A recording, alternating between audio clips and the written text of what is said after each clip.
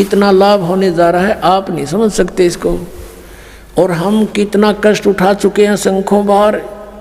ये तो एक बार के गधे का एक दिन की बता रहे हैं, ये कष्ट एक दिन में ऐसा होता है, और एक गधे का जीवन कितना है।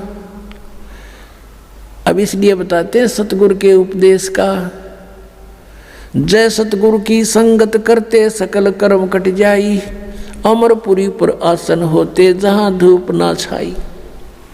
यदि सतगुरु की संगत करते, शरण में आ जाते, ये नकली सतगुरुओं की नहीं बात बनती, तो कहते हैं ये कैसा दुख आपके ऊपर हो रहा है, किस प्रकार बाईपास निकालेंगे संत। अब कितने दुख होते हैं प्राणी पर। आध्यात्मिक मार्ग को आध्यात्मिक घटनाओं से ही तोला जाता है, किसी के कहने मात्र से नहीं। आपको दिखाते हैं कि इतिहास, एक पुण्यात्मा का उसके ऊपर कितनी आपदाएं आई, और जो धन आपको प्राप्त होने जा रहा है, जो ज्ञान और भक्ति और विधान आपको मिलने जा रहा है, उससे आपको कितना बेनिफिट होगा, कितना राहत मिलेगी। अब परमात्मा कहते हैं धर्मदास तो ये लाख दुहाई, और ये सार शब्द की दबार न जाई। आज तक जो परमात्मा ने इस तत्व ज्ञान को और इस तत्व नाम को, सार नाम को, असली मंत्र को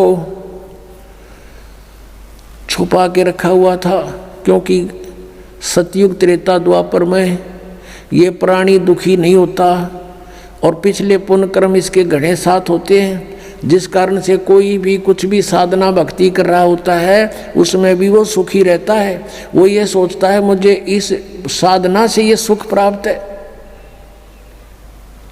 इस कार्य से सतयुग त्रेता द्वापर में परमात्मा ने काल को छूट दे दी थी।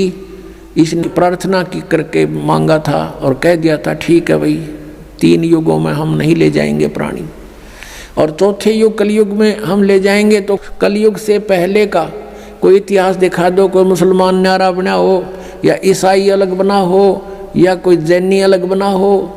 हम वेदों अनुसार साधना करते रहे, एक ही हमारा इतिहास था। वर्ण केवल कर्म आधार से थे। अब कलयुग में देख लिया हमारे अंदर कितनी इसने फूट डाल दी। कोई हिंदू बनाया, कोई मुसलमान बनाया, कोई ईसाई बनाया, कोई सिख बनाया, कोई कुछ बना दिए, हमें अलग अलग पाट दिया। इसको डर था कि कलयुग में परमात्मा से वायदा हुआ है वो आएंगे या अपना कोई दास भेजेंगे अपनी शक्ति देकर, तो उस समय तक ऐसा कर दो इन प्राणियों को ये कति कंडम हो जाए, एक दूसरे के शत्रु हो जाए, कोई एक दूसरे की साधना को गलत बता दे तो मरना तैयार हो जाए। ऐसे समय में परमात्मा ने ये स्टार्ट किया है। लेकिन ये बुद्धिहीनता हमारी, मान ले मैं आपके मार्ग को गलत बता रहा हूँ और आपको कॉन्फिडेंस है सही है, तो मेरी बातें ना सुनो, इसमें झगड़े की क्या बात है। तो ये काल ही करवाता है। लेकिन अब परमात्मा की मेहर होगी अपने बच्चों पर, समाज शिक्षित है, सब इतिहास हमारे पास है, हमारे सदग्रंथ प्रत्येक धर्म के प्रत्येक धर्म वालों के पास है।